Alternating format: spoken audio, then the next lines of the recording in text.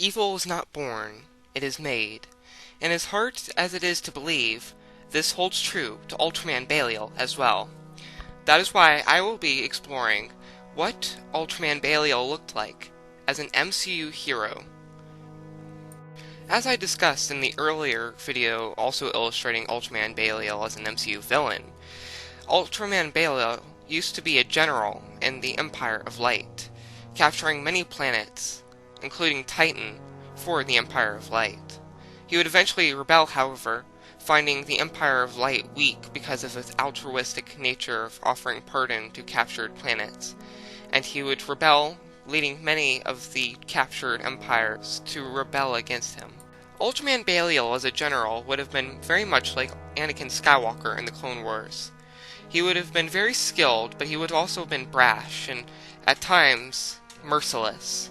Unlike his lieutenant, Ultraman Khan, Ultraman Belial held peace in no esteem, and wanted nothing but war, for he could not imagine life without it. When I began to think of ideas for this video, I realized that Ultraman Belial as a villain had something in common with Venom. They both bonded to very powerful and very evil entities, Ultraman Belial bonding with Rayblood, and Venom bonding with the symbiote. Both of these entities would imbue extraordinary power onto the host, and both would lead the host to take revenge on the peoples who had wronged the parasite.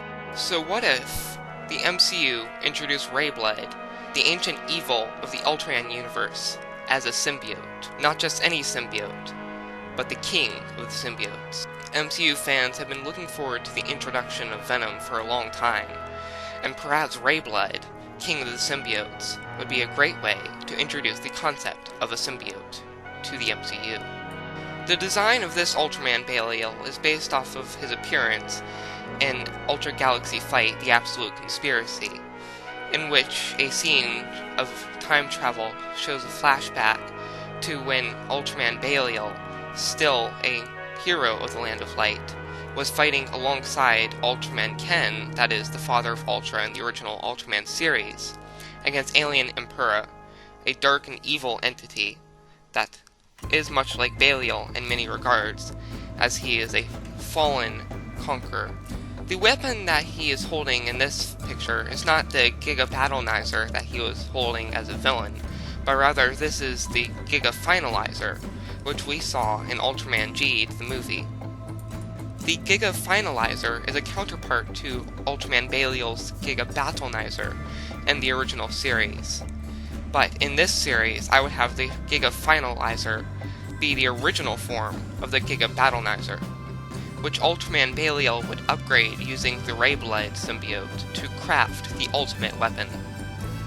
Ironically enough, I feel the two names of these two different weapons, or more accurately, the two stages of the same weapon, reflect Ultraman Belial's fall, as before his fall, his purpose was to end battles, to finalize them, but now, he has made his purpose to start battles. I could very easily see a story arc involving Ultraman G, the son of Ultraman Belial, in which he must reforge the Giga Finalizer as it was before the fall of Belial, and use it against his father to end his reign of terror.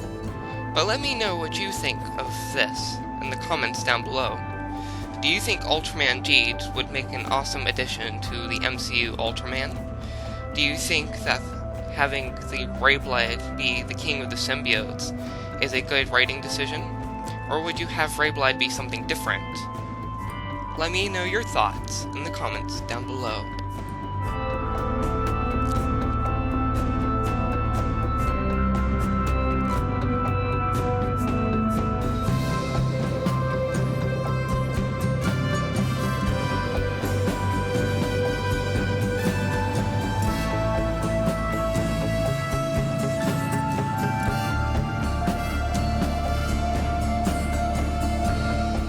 But we're not done just yet, because General Belial is only half of the story.